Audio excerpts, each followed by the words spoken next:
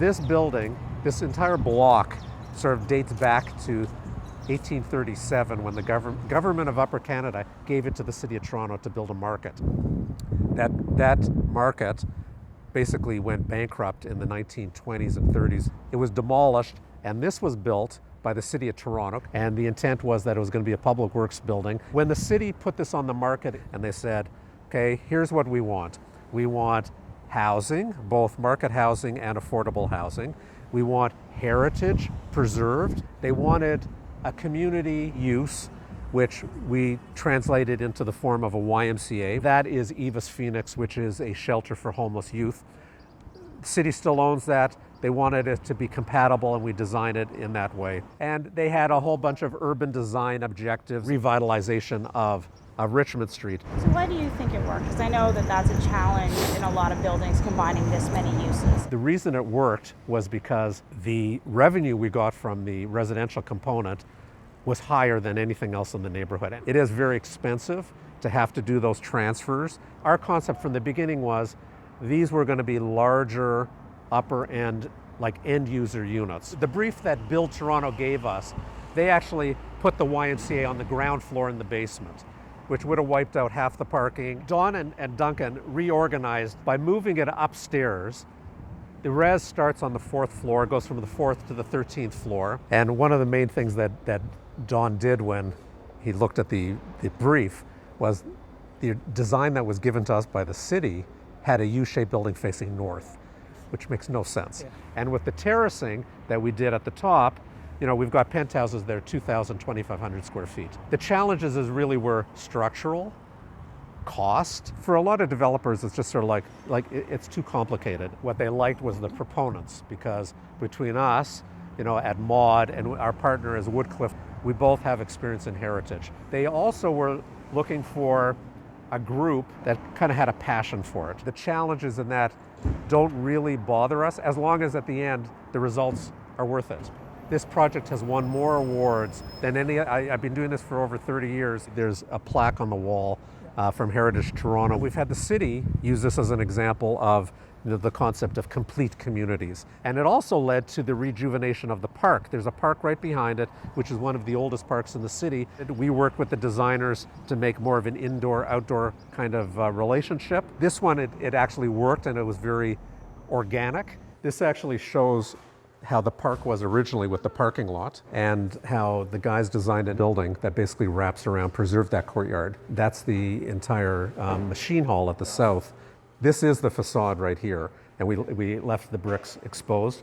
Could show you pictures of, it was propped up with struts. It was fine tuning, the kind of tailoring all over the building. And really the objective was, the city wanted as much money as possible. We were paying per pound. So if we could have cut it back, we could have done a lower building, but the city was trying to maximize the value of the site at the time, and we wanted more GFA. Now this is early, but we did enhanced green roofs. It goes up to rail height, you know, by the end of the summer, and it really blends into the park right below. In the summertime, we're getting butterflies and bumblebees and all that kind of stuff. That they're almost more like meadows. So Joe Cressy was our big champion on this site, because he loved the site, and Mayor Tory as well. You know, and I think the fact that we were doing a YMCA. You see the pool right through the glass here? Yeah. That's the pool. So the pool gets light on this side. The gymnasium is under us on this side. Okay. So the YMCA is in a U shape around this courtyard, and it gets light to the interior, but also light along Richmond Street. And you see the balconies, they're big. They're you know, you can furnish them. There's a painter on the lower level who's out with his easel. The way Don also did the balcony is almost a sort of passive house, you know, like brise soleil kind of stuff. This courtyard was always here, but it was never connected through to the park. So that was one of the opportunities, was to make that connection. The cladding, Robin, is all black porcelain from Spain. Okay. Yeah, it's not metal.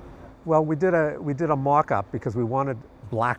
We didn't want gray, you know, and we went to different suppliers to get that black. First of all, we went through a version, should it be black or should it be cream colored? Oh, okay. And we went through that whole decision with him doing 1,000 drawings. Now, what we also did was we did a small gym right here, because we figured, first of all, what's the point of doing a large gym when we've got a YMCA downstairs? But we also thought, maybe not everybody wants to go to the YMCA downstairs.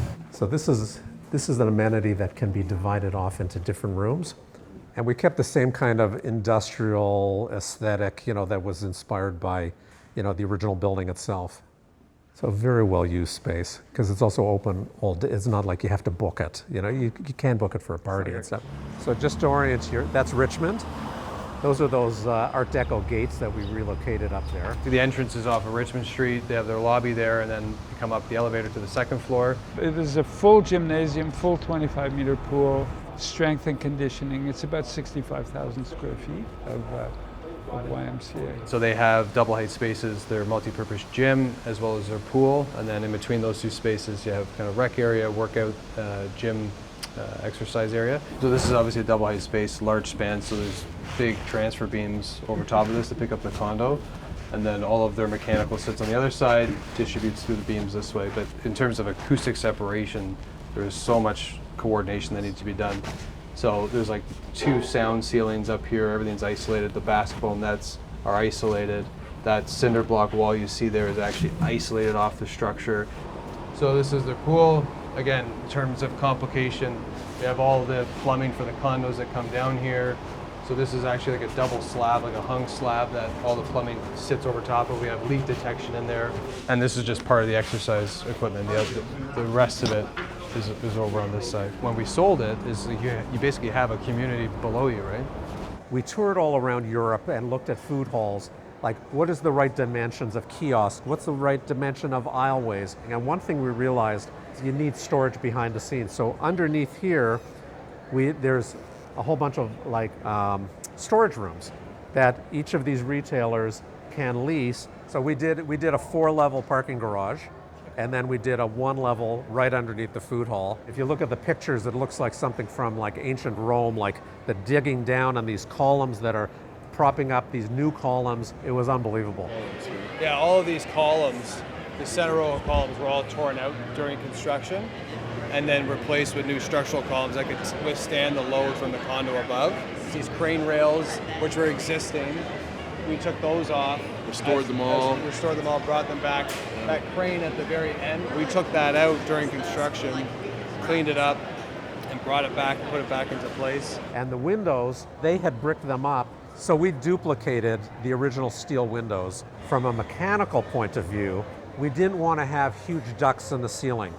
So all the exhaust, you see these little bridges that transfers all the exhaust into the building and exhausts it out. So we kept the whole ceiling clean.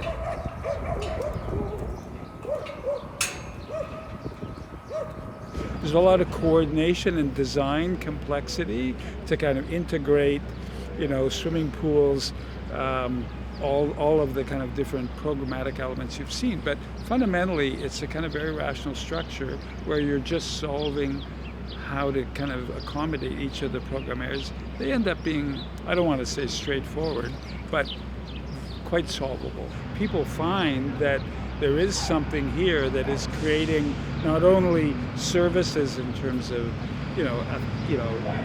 fitness and strength and conditioning and food.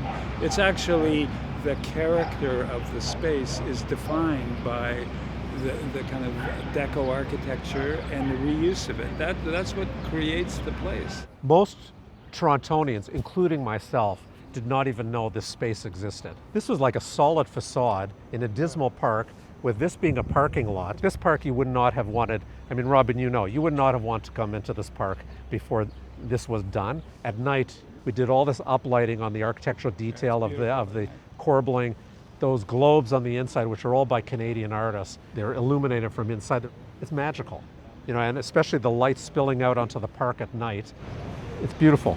And also when you look at the map of King West, if you go Queen, King, Bathurst, Spadina, and you draw like an X through it, this is the heart.